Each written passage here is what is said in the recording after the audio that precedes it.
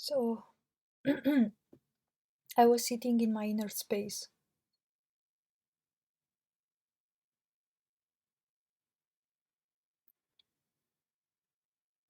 and for some reason,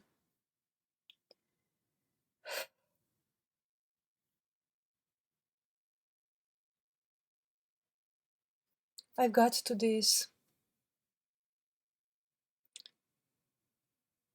image, this image of the Egyptian gods came,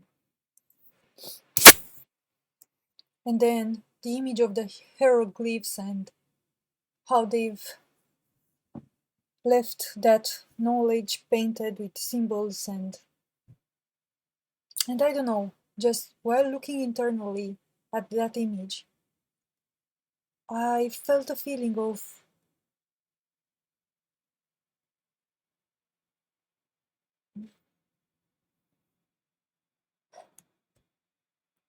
so much, like a feeling of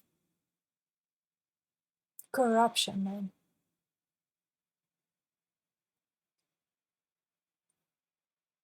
Like when I would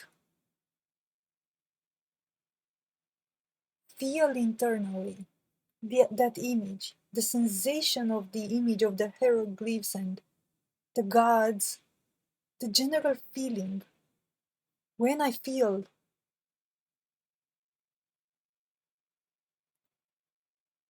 those things, and not only the Egyptian gods, but almost all the gods that I came across here on earth, like the Greek gods and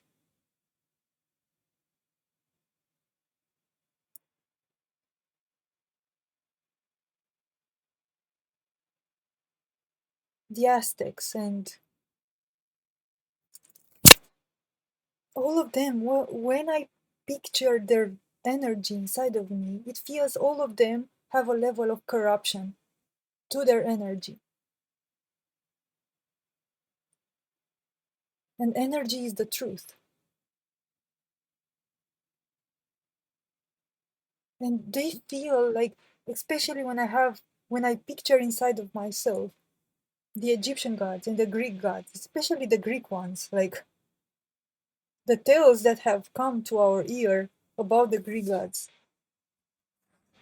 how they were betraying one another, killing one another. Like they feel extremely corrupted.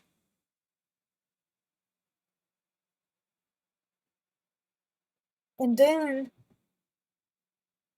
I was looking at like, but how would you notice? How would you make the distinction? How would you know when you're looking at the hieroglyphs that something is not right? Something is corrupted under all of that knowledge, under all of that wisdom, under all of what the Egyptian entire or the Egyptian culture as we know it, as it came to our ears and senses. Under all of that entire brilliant knowledge that we might not even like it has come to us might be even a distorted false version of what true Egyptian knowledge was. But even when you look at the hieroglyphs, you can feel, or the pyramids, or whatever, you can feel the energy behind them. I mean, the energy behind them can be felt by whomever is able to feel energies or feel at all anything.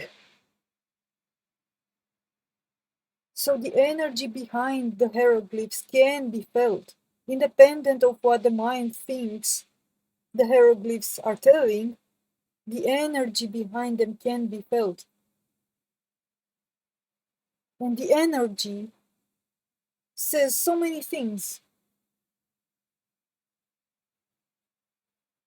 But I could say that a skilled energy reader could even understand the hieroglyphs, understand the message, and understand the entire path that led to the hieroglyphs, for example, to a certain painting on a certain certain depiction on a wall, on an Egyptian wall, and those hieroglyphs. It could see what those people were intending to say. It could see what their entire history that led to them making that. It could feel their intentions, their thoughts, their everything. It's so much more than just what the hieroglyphs are saying. You can see through energy the entire everything that happened that led to that. And not only in the minds of those people, but you can see how the cosmos was like everything. You can see everything through energy if you pay enough attention. And I'm far from saying that I'm that type of person, like that I have that level of clear seeing through energy. Like I feel that I have only the slightest ability. But even with that slightest ability, I can feel things are being visible. Like I can see some things even with that slightly stability. So when I look, when I have in myself, because it's not in my mind, it's in my whole body, it's in myself, in my being. When I have the image in my being of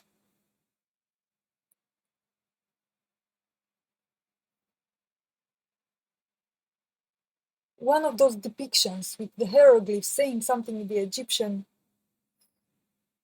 culture, I can feel that under all of that, under all of what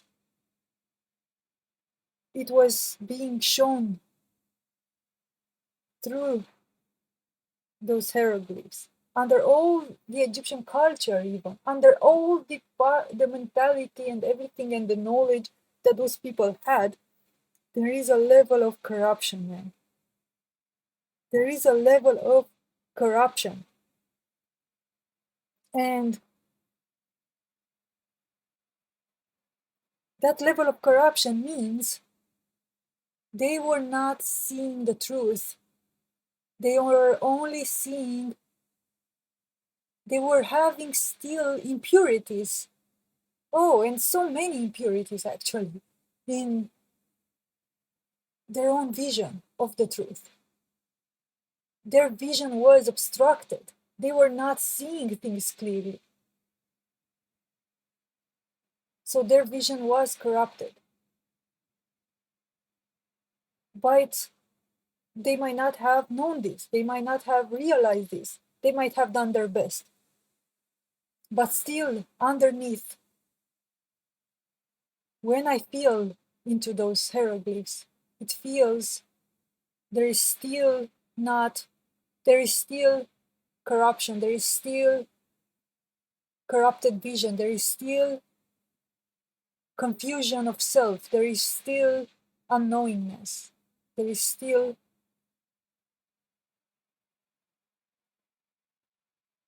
obstructed truth. Truth was not seen clearly. So then I was thinking, what would be the telltale, what would be the tell sign that would make the distinction between a language that you can see it's a true language and a language which is false, a language which is true and a language which is corrupted, a sign or a depiction or a knowledge which is true knowledge and a knowledge or a depiction which is a false or corrupted knowledge, or has some impurities in it, has some level of corruption or impurities in it. What's the difference? How can you tell physically? truly, really, viscerally, how can you tell? Leaving energies behind. Not everybody can intercept energy, not everybody can feel energy, but what would be the true sign, the true tail sign that could be interpreted by everybody? That you could see if a knowledge is fully true, or you can measure the level of truthness in a knowledge, or in a language, or in a text, or in anything, you can measure it. What would be that? What would be that tail sign? And I think this is it. This would be it. How one would be able to tell between a true knowledge and a false knowledge, or a corrupted or an incomplete knowledge, versus a truer, more completed, more genuine one. I'm not saying that the true knowledge has to be perfect, entirely 100% true in order to be seen, but there are levels. And the knowledge which is more true, more complete, more valid, can be distinguished from a knowledge which is more false, more corrupted, more incomplete. And that the difference here is that I think when one interacts with any piece of information that is true, that is based on truth, then the effect that that piece of information produces is that one becomes more self-aware. One becomes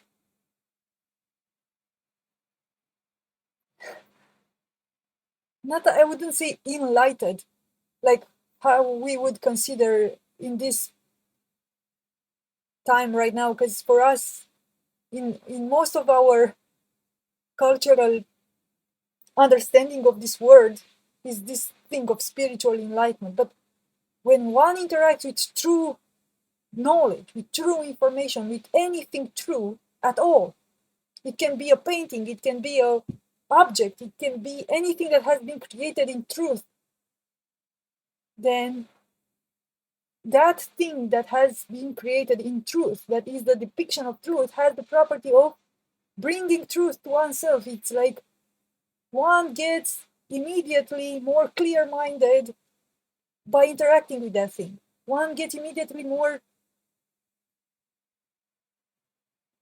like something would soothe within you, like something would, all of a sudden, your mind is like clearing up. It's like something that has an effect directly upon your experience as a being. When we interact with something true, the telltale sign is that that something true will provoke an effect within us and will clear our mind, will clear our soul, will clear our perception. We will feel different. We will feel more clear-minded, more self-aware. That's the most important thing, is that it will give us self-awareness. Truth is that which gives us self-awareness, while falsity, corruption, ignorance, confusion is what takes self-awareness. It's what gives self-confusion, self-ignorance. So when you're interacting with a language, a depiction of anything, an object, anything that was created in a corrupted version of the truth, it will take self-awareness from you. It will give you instead self-confusion. You will feel more in doubt after interacting with that piece of information. One can feel more confused, more like a fog is slowly kept being put over its mind, more in a fog, more in confusion, more questions. Well, a true thing, when you interact with it, it dissolves questions, it dissolves confusion, it dissolves the need to further need to dive more and more and more to understand it. Because you see it, because it gives you self-awareness, because it gives you yourself back. It doesn't retain you as your essence within it. It gives you back yourself. That's true information. That's true creation. That's a true thing, which doesn't keep you away from yourself. It gives you back yourself. Well, the false piece of information, a false knowledge, a false object, a false piece of art, anything, a false language, it takes away,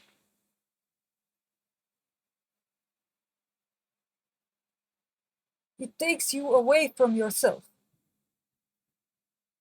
And then you start being obsessed with that piece of information, knowledge, language, whatever. You start being obsessed with that thing and you forget about yourself. So you become in confusion while that thing becomes more and more, you dive more and more into that thing, but you become more and more self-confused. Internally, energetically, you depart from yourself, like one departs from itself. Thinking it is gaining something, it is going in that false direction, in that false knowledge, thinking it is going deeper and deeper and finding out more and more and more, but it is like a desert in which you never find water, the water that you seek. You're just going deeper and deeper and deeper into a desert. While here you're feeling more and more and more thirsty for water, for truth. This is the telltale sign.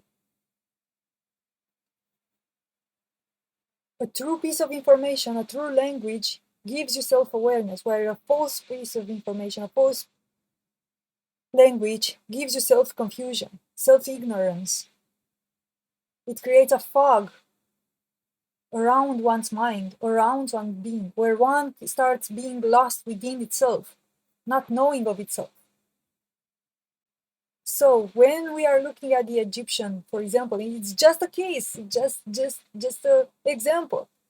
I'm far from saying that it's the only example, or it's like I'm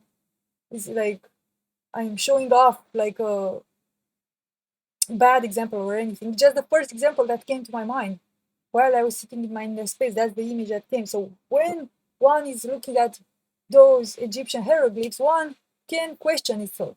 It's like my interaction, my immediate direct first interaction with this piece of information, does it give me self-awareness, or does it give me self-confusion? It's that simple. It can be that simple. I mean, I know how hard it is to actually believe that this is possible, because in this realm here we have been almost all of us, we have been almost only interacting with false pieces of information. So we have almost no experience of what does it mean to interact with a true piece of information. To see how you feel around that, to see how your mind gets more clear and clear, to see how your being feels more and more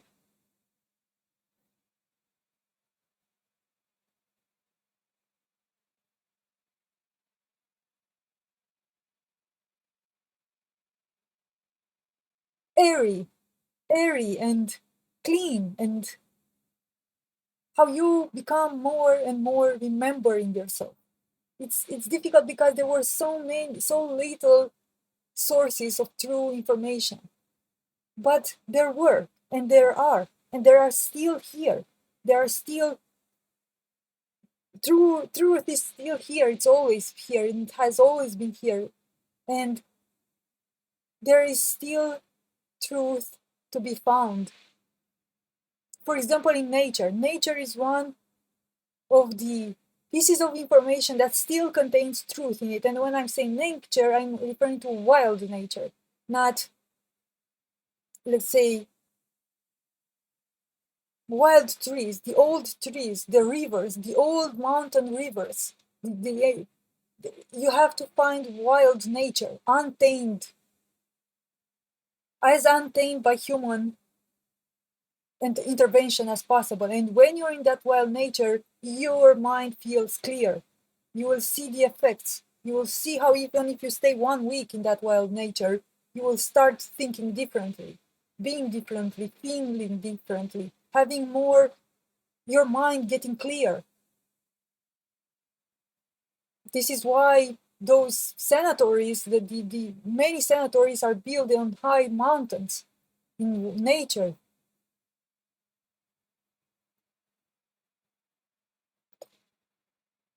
Nature is one of these examples. But nature has also been corrupted in many ways. So we can find wild nature, but not all nature is the same. So you can again need to measure the places that you're getting into in nature. Measure how it makes you feel. Does it make you feel more clear within yourself, more clear-minded? Does it give you self-awareness, or does it take self-awareness from you?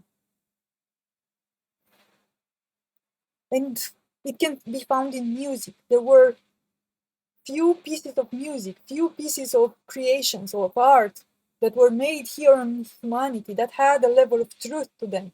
And when you would listen to them, your whole being would change. For example, last year I came across this musical instrument which is called the glass harmonica, which has an entire history behind it and how it was invented. And it was invented in maybe 1870 or something by Benjamin Franklin, or I'm not good with years or numbers, so it might have been 1920s or something. But there was this musical instrument which was created out of glass balls, and it was being played with your fingers touching the ball, similar how you would touch the edge of a glass, and it would create that sound. So you would play this glass harmonica by dipping your fingers in water, and you would touch with your wet fingers these spinning balls, and they would create this incredible sound, in my opinion. So it was invented maybe 1870.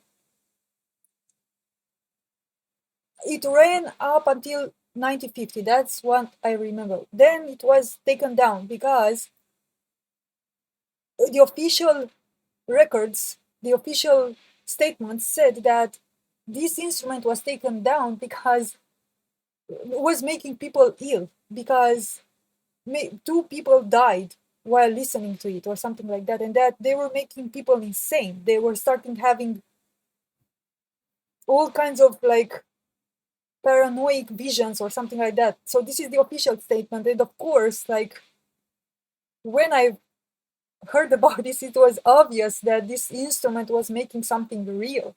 Like it was bringing something real. And while listening to this instrument, there is a YouTube video, by the way, you can find it online. It's a YouTube video made by it's recent, it's 1 or 2 years ago, it's made by some guy that was testing and talking about the glass harmonica, inviting the one man that I don't know his name, I not remember his name, but he's an older guy, which is a apt player at this instrument, and it has been building its own replica of this instrument, and it is using it. So it's, you can find it on YouTube. So when I listened to this last year without having any prior knowledge of this stuff, without even thinking about what I have said right now, because this realization just crystallized in the recent period, this realization of the truth bringing self-awareness and the false taking self-awareness. And I that wasn't clear in my mind last year when I listened to this just by random, because I loved instantly. I was so attracted, and I've seen that YouTube video with the glass harmonica. But while listening to that, oh my god, man! Like, oh my god, I can't even begin to explain what happened. It's like all of the sudden, at the end of that video, there was a 2 minutes piece. It was only the singing. because the entire video is explaining the history of the instrument and so on. But the last portion of that video, and I think I will put the video here in the description of this video. If I will ever publish this video, I will put that link with the glass harmonica in the description of this one. Um,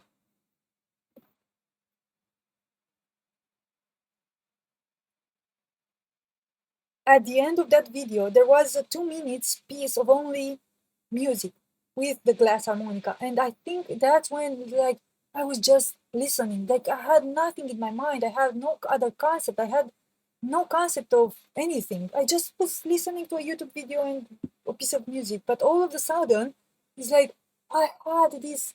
It's like I can't even know how to describe what happened. It's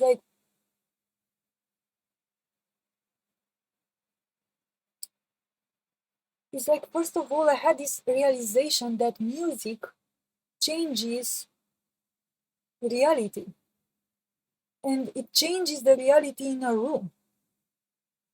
So you can shift timelines. You can shift timelines through music, and that was obvious in that moment. That was obvious when I was seeing those guys singing in that room, and I was looking through their windows in the video. I could see how the reality in that room was changing.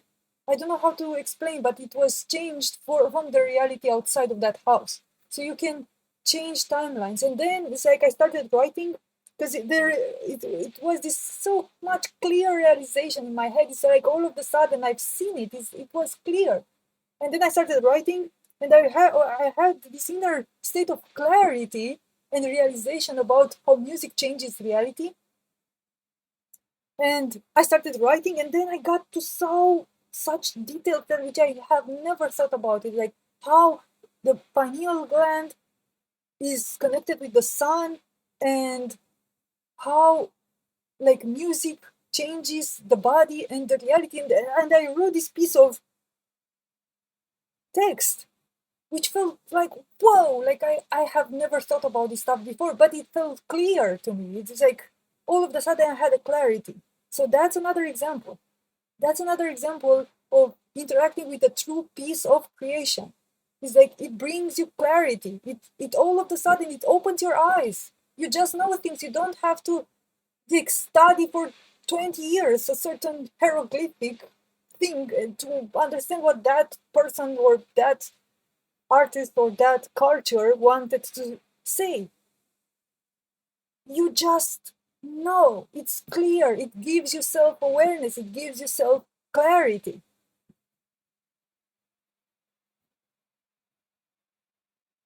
And there are other examples. Pieces of art. There can be pieces of art that still exist on the human realm which have a level of truth in them. There can be people like that. There can be people, when you're around them, when you're hearing them, I feel that currently there are so few people like this, but there can be people like that. When you're around them, when you're hearing them, it's like you become in such a clear state of mind. It's like the veils are dissolving. And this type of people will never absorb you into themselves. You will never be able to be obsessed with them now, because they give yourself back. They don't retain you in a way. They give you yourself back. You're your own being with them. You're your own instance with them. You don't need to be obsessed about them to go and try to find out what they know, what they do, what they know, because you become enamored with yourself when you're around this type of beings, which are true beings. You become enamored with yourself. You're given yourself back. You become enamored with your truth within yourself. And when I say that, I mean literally you become enamored with yourself. And this is only when one can start obsessing about these beings, because you can be around some type of beings when you're around them, you can become so clear within yourself. You can feel so true within yourself that you start associating that state with them, but actually it's your own truth within you that you're able to access.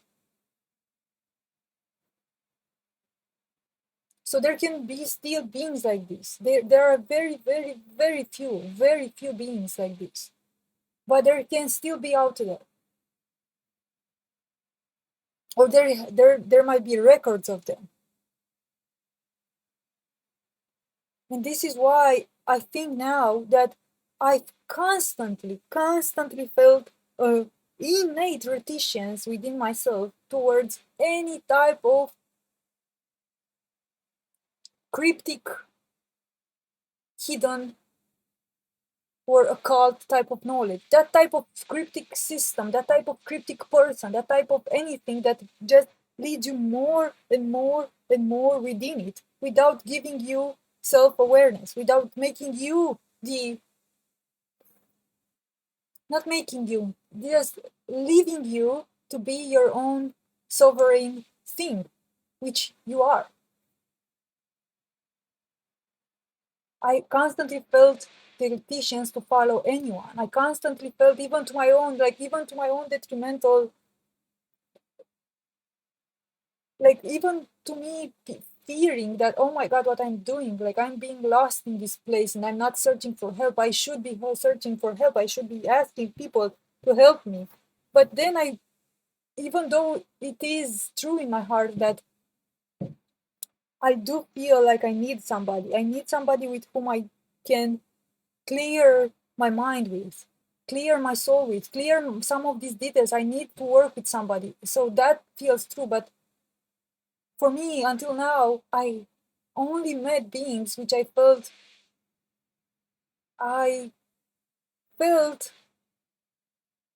there was something not completely true there. There was something not completely true. So I couldn't go fully in. I went to a degree, but I couldn't go fully in. Anyway, so